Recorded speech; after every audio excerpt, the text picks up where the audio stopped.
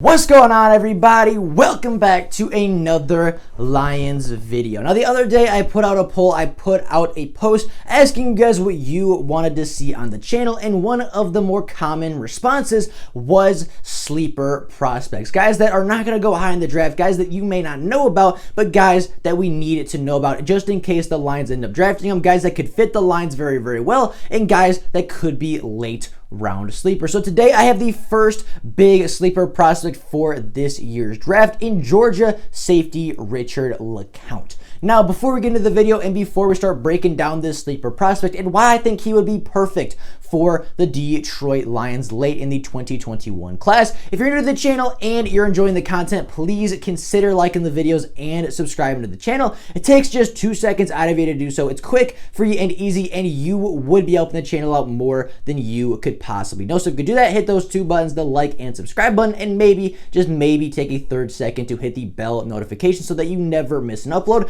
I'd be greatly appreciative for it. However, with that being the case, and with all that being out of the way, let's get into sleeper prospect Richard LeCounte out of the University of Georgia.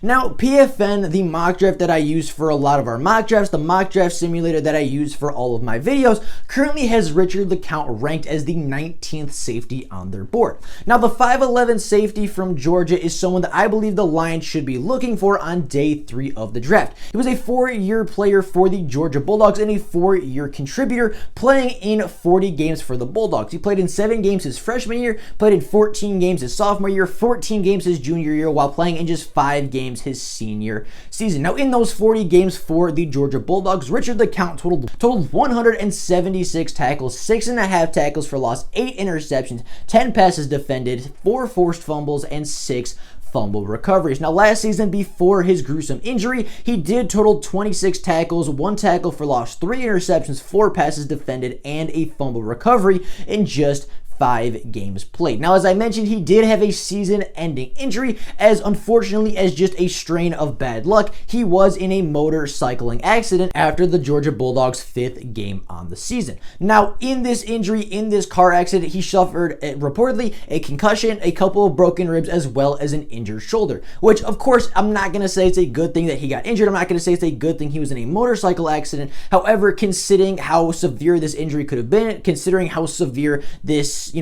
situation could have been for Richard LeCounte, he is extremely lucky to be walking away with injuries that are not going to severely cripple him for the rest of his life or for the rest of his playing career. And he is expected to make a full recovery on his injuries and is expected to be fully healthy by training camp. Now, his injury is the biggest reason for his stock drop. Of course, as you can tell by the stats, and if you have watched anything about the Georgia safety, you will know that he is a phenomenal player. However, as I said, he did suffer those injuries, and although he is expected to fully recover, they haven't seen him on the field, and they don't know, and NFL teams don't know exactly what they're getting with the Georgia prospect. Now, looking at Richard LeCounte, looking at his pro day, he did participate in the Georgia Pro Day on March 17th. He did only have a 32-inch vertical along with a 4.76 unofficial 40 time, which is not great numbers for the Georgia prospect. He did test better actually coming out of high school. He did test better as a 5-star prospect. However, as I said, it's possible that he did not fully recover from his injuries yet. It is possible that Richard LeCounte has not fully recuperated, has not fully recovered from all the injuries from his motorcycle accident. And even if Richard LeCounte has made a full recovery, and even if he is 100% healthy, it is very likely and is very possible that Richard LeCounte has not been training as hard or as often as some of his other Georgia teammates, along with all those other pro days around college football, having incredible times with everybody seemingly once a day running in the 4.3s or running in the 4.2 range.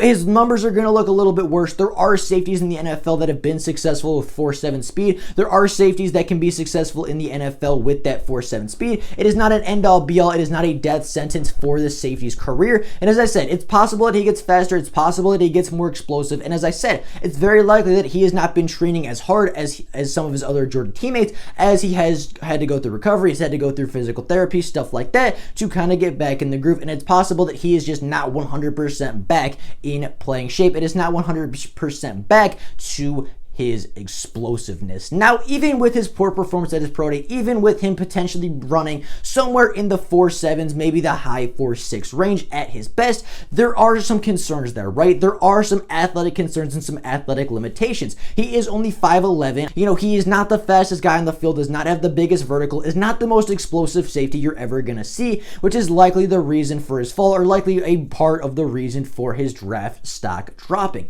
However, when watching his tape, when watching him on the field at Georgia, he was never exposed. His lack of speed, his lack of explosiveness was never really exposed by any team in the SEC, not even by that explosive Bama offense when they had Najee Harris, when they had Mac Jones, when they had Devontae Smith, when Jalen Waddle was still healthy, when that whole receiving core, when that whole Bama offense was 100% healthy. They played Georgia in the 4th week of the season, and even if you want to say Richard LeCounte isn't the best athlete, not once was Richard LeCounte exposed. He did not give up a single touchdown in the blowout loss, did not allow a touchdown, did not allow points on the board, actually came up with a takeaway, looked really solid tackling Najee Harris at times, looked really solid in coverage, and even as I said, versus a very explosive Alabama defense, he did not allow a touchdown and played a very, very good game. And even versus arguably the fastest wide receiver to come out since John Ross and Jalen Waddle, and even against the Heisman or soon-to-be Heisman finalist in Devontae Smith at the time, he did not allow a touchdown, did not get beat one time deep, did not get exposed on the boundary, did not get exposed with his lack of deep speed. He did not get exposed with his physical limitations by one of the most athletic specimens in this NFL draft in Jalen Waddle. He was not exposed by his long speed, was not exposed deep down the boundary, was not exposed at that safety position while playing the deep safety position a majority of the time.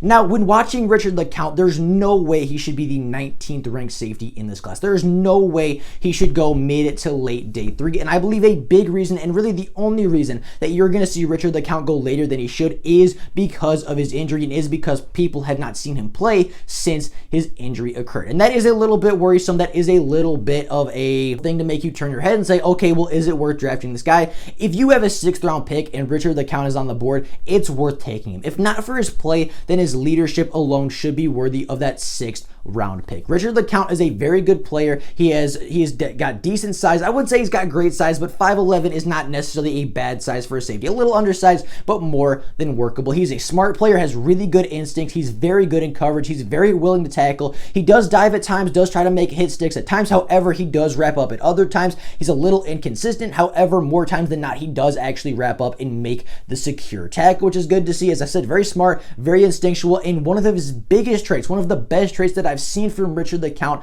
is his leadership on and off the field. Throughout injury, throughout everything like that, throughout everything that he dealt with this season, he was always around the team, always talking to teammates, always being a leader, always being a voice in the locker room, even like right after his injuries. As soon as he got out of the hospital, he went to the University of Georgia campus, talked to his teammates, talked to his coaches, was a leader in the locker room. Although he did not play in every single game, he was in the locker room for just about every single contest, was always a leader, was always giving speeches, was always having his heart, showing his heart on his sleeve, was a big part of that Georgia team, even being off the field. And he has so much drive, so much determination, such a good leadership figure that even if he doesn't play for you a lot in the NFL, even if he's not a full-time starting safety for you at the NFL level, he's going to be a leader. 2-3 years in, he is going to be a leader, a really big vocal voice in your locker room. This guy loves playing football. This guy is so passionate about the game. This is a guy, personality-wise, that Dan Campbell and Brad Holmes are looking to bring into the locker room. Talent-wise, he's more than capable of playing at a high level in the NFL, as you can see by his statistics. Even in the 2020 season,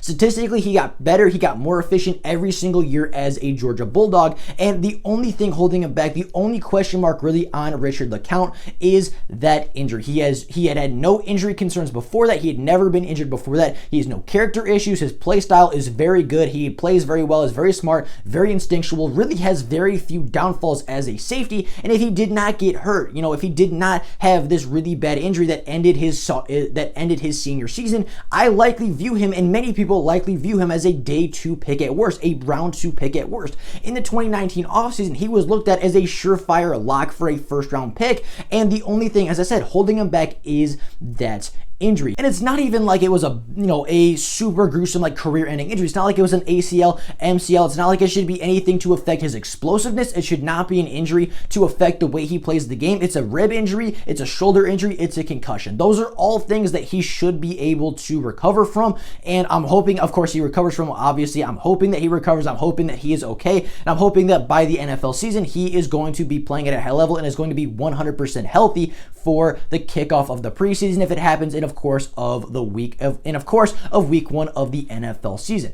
And even with his injury, right, it's not like he was even injured on the field. It was a freak accident, a stroke of bad luck that put him on the sideline and that ended his senior season. It's not like he plays rough. It's not like he plays dangerous. It's not like he gets hurt on the field. It was a freak accident that sidelined him for the season. A freak accident could happen to anybody at any time, and the likelihood of him getting in an accident again is very low, is relatively low. So if the Lions are sitting there with a 5th, a 6th round pick, as Richard LeCounte is expected to be a mid to late day 3 prospect, meaning likely rounds 5 to 7, if they're sitting there with a 5th round pick and Richard LeCounte is a safety on the board and the Lions have not addressed the safety position yet, they would be so lucky to pick Richard LeCounte. They would be so lucky and should view themselves as so grateful to have an opportunity to get a guy of Richard LeCounte's talents with the 5th round selection, or maybe even a 6th or 7th round selection. This would be an absolute steal. With his draft stock being around a mid to late day 3 guy, he would be an absolute steal for the Detroit Lions and will be an absolute steal and an absolute gem for anybody that decides to take him. With that being the case, that is all I got for you guys today. Let me know what you guys think about the Georgia safety. Let me know what you guys think about Richard LeCounte potentially being a target for the Lions on day 3 of the draft. Would you like to see him in a Lions uniform? Would you like him to be a part of this Lions secondary, or do you think the injury concerns, do you think the big,